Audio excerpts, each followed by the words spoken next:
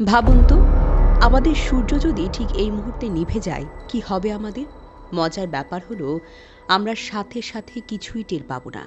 পরের ৮ মিনিট ২০ সেকেন্ডের জন্য পৃথিবীতে দিন থাকবে, কারণ সূর্য থেকে আলো পৃথিবীতে আসতে এই সময়টাই লাগে। ৮ মিনিট ২০ সেকেন্ড।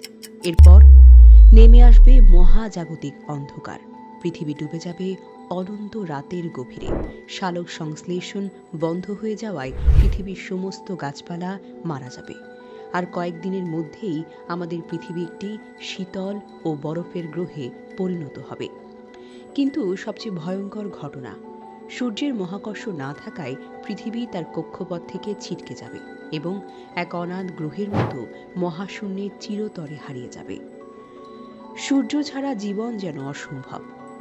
মহাবিশ্বের এমন আরও রহস্য জানতে জ্ঞান পিপাসুয়ের সঙ্গেই থাকুন।